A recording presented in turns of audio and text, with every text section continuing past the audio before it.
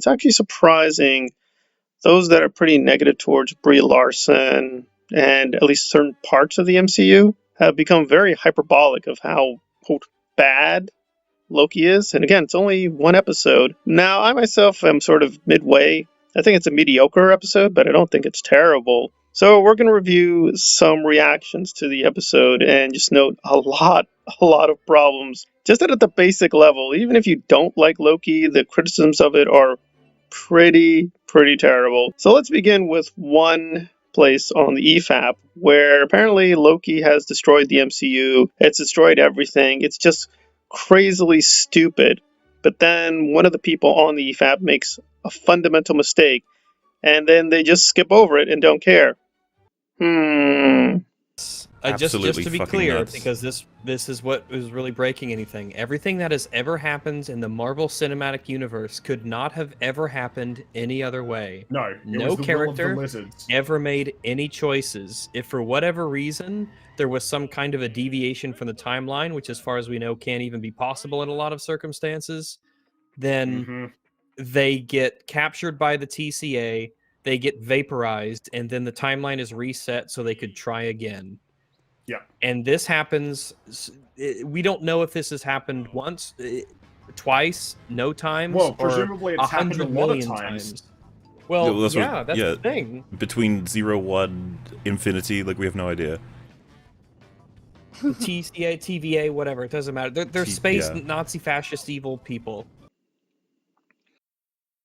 Now, I should say that they've actually been talking about Loki for about 20 to 25 minutes, and they said the TVA for quite a while. And so even in the chat, they said TVA, and still, this person doesn't even remember. Is it called a TVA? Is it not called TVA? TCA? It doesn't really matter. Well, wait a minute. If you're going to forget 3 letters in the span of half an hour, how can you criticize writers for forgetting movies or TV shows that occurred 5, 6, 7, 8 years ago? Like, what's the standard here? It doesn't seem to be a consistent standard. Why are you allowed a mistake, but not the writers of Loki? What's the difference? What's the magical difference? So pure hypocrisy at that end. But, okay, you think, all right, that's fine. But let's say the more substantive criticisms are they better? Well, not really, because even when they try to note some contradictions with how this works with the Infinity Gauntlet, they don't seem to understand basic science either. The Space Stone can get you anywhere you want. Exactly. But the TVA can just do it. Painful that they casually show this shit. And you know what? I'm under-exaggerating. They can go anywhere in time and space. And space. Yeah, it's both. It's insane. And like, what even is the nature of this facility? Remember the guy is like, I've been behind a desk my whole life. I don't know what a fish is. Yeah, like... Even though he's been watching time go by him? Yeah, like, how do you observe all of the history of the universe and you end up less educated? Well, 2 points. For one thing, and to be fair here, the comics also screwed this up, so I want to be fair to both sides.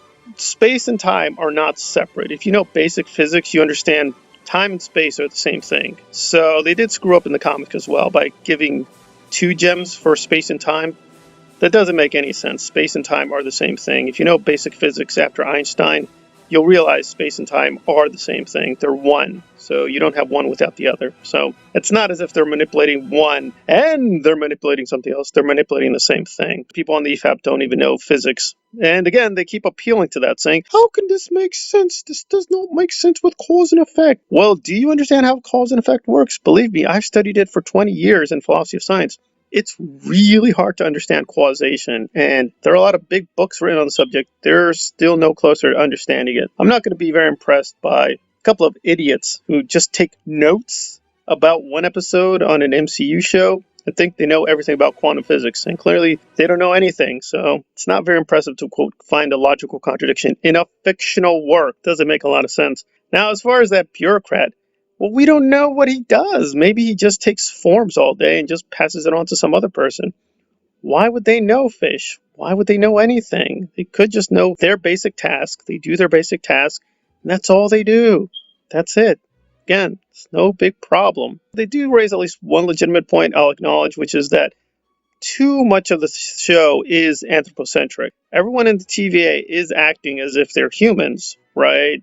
They seem to have faces, they have hands, they talk in English. Why do they talk in English? They have uniforms. Why do they have clothes? Are these aliens? Are they humans? Why would the timekeepers want a human culture and their bureaucracy? I suspect this is all a ruse to trick Loki, but again, at the beginning, it seems like what we're presented is, no, this is how they operate normally, but it's like, given that they have to deal with a lot of alien species, alien cultures, it doesn't make a lot of sense. So yeah, a lot of things they do here don't make a lot of sense, but destroy or break the MCU, well, again, if you had been paying attention, they never cared about continuity. They didn't care about continuity then. They don't care about continuity now. So if you were paying attention, they've been doing this for quite a while. But if, like some on the EFAP, you praise this nonsense as great writing, then yes, this is a problem because Kevin Feige was running the MCU back then. Kevin Feige is still running the MCU, so you're in a problem because now you look like an idiot. Work out their confusion, lay down their arms, and begin to plan their attack on Thanos. This scene has a massive amount of conflict between two very much alpha characters trying to figure out how they can communicate rather than what their plan is. This plan of yours, I think it's good, except it sucks. So let me do the plan, and that way it might be really good. Wow. There's references to classic films that both Peters would share for different reasons, Tony getting utterly frustrated by the fact that some of them don't even know the definition of words he is using, and all of it is shunted by Doctor Strange revealing that he's been peering into the future, and there is only one outcome of over 14 million that results in their victory. We then see Thanos has made it to the planet that houses the undiscovered stone, which simultaneously acts as the home of Red Skull. A man consumed by the search for power is now cursed to guide others to a power he can no longer. People who are more sober-minded, they always knew that, yeah, they make some good films here and there, but it's basically just mediocre junk food. You can praise it as great writing, but you're a fool if you do so. But that's what we have on the internet. A lot of YouTubers who are complete fools who don't know anything about writing, don't know anything about directing, don't know anything about film history, or much less science, and they're proclaiming, the MCU is over, the MCU has been destroyed, the MCU, blah, blah, blah. Blah, blah, blah, blah, blah, and they just forget basic things within the story they're criticizing. That's what we have now. Just fools talking to other fools about foolish things for money. And that's fine. We have a name for this. It's called a circus, and the people doing it are clowns. At least they are, in my opinion.